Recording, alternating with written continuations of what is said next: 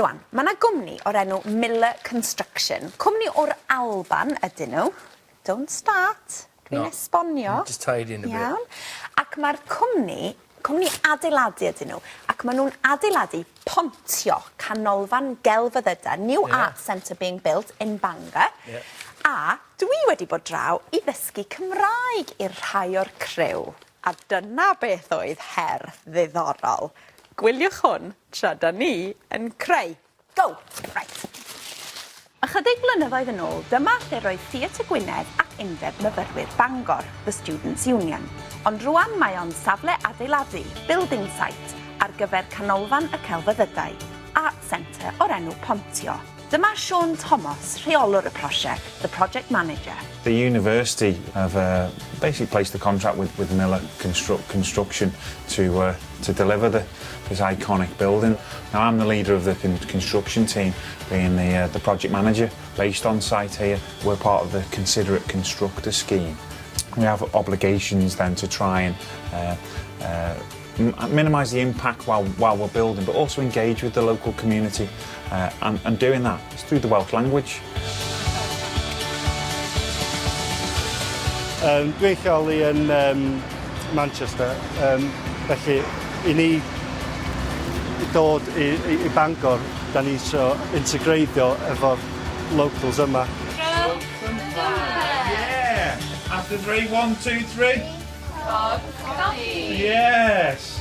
Da ni wedi mynd I ysgolion lleol I siarad efo'r plant, trio cadw y Cymraeg yn y prosiect. Yeah! Brill! Fi'n nabod Bangor yn da iawn, felly yn da I gweld y cwmni dwi'n gweithio yn Manchester yn helpu wneud prosiect fawr fel hon. Ruth Nichols ydi gweinyddydd y safle, the site administrator, ac mae hi wedi dechrau ar y dysgu cyn I mi gyrraedd. Hello, I'm Miller Construction. Good afternoon. I'm afraid he's in a meeting at the moment. Can I ask him to give you a ring back? Dwi'n dŵad o Manceiniol yn wreiddiol. Mi nes I gweithio yn y Prifysgol before working on site. I don't know how to say that in Gymraeg. And rwan dwi'n byw yn Menabridge efo gŵr a mab yn un hogyn bach. Mi nes I ddysgu Cymraeg efo gweithio a siarad efo ffrindiau and generally have a go.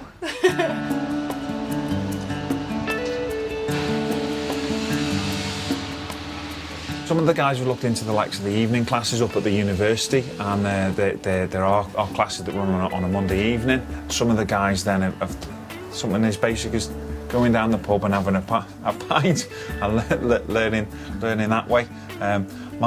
Me and my kids have taken to looking at the street signs and the road signs. They've got a particular thing. They love the dim park queue signs. I don't know why, but they just got it.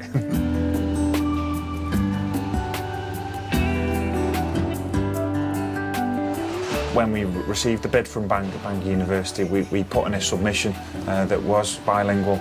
We found that the local people quite rapidly directed us towards near Parry, who could help us really with the Welsh language, with the Welsh culture. Nia, I believe, is our Welsh liaison officer for the Pontio project. And Nia is coming to site tomorrow. She's going to set up a taster session for those that maybe haven't begun to start learning any Welsh yet. So we're going to get them into the classroom, and Nia's hopefully going to give them a little insight into beginning to learn Welsh language. Cyn I mi ddechrau dysgu'r dosbarth cyntaf, tybed be oedd rhai o'r gweithwyr yn feddwl o'r syniad. Mae'n gwneud y peth da, achos dyn nhw'n dod o Cymru, maen nhw wedi dod I fama I weithio, a maen nhw'n trio promotio fo yn y workplace, so mae'n iawn, ideal.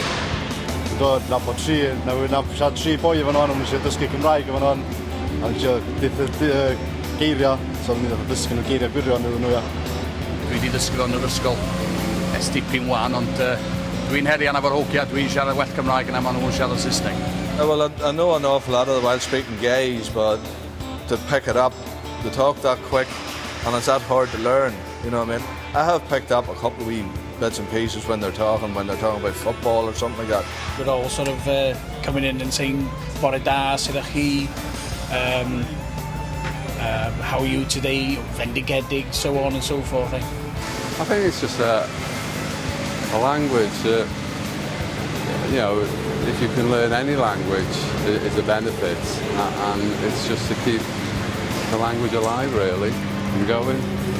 Dim am beth dda yn deal wir, cos dwi'n roed i ddod o dawis beth fel un o blaen. Roed. Felly dyma ni fy nosbarth cyntaf yn Pontio. Sut wyt ti? Sut wyt ti?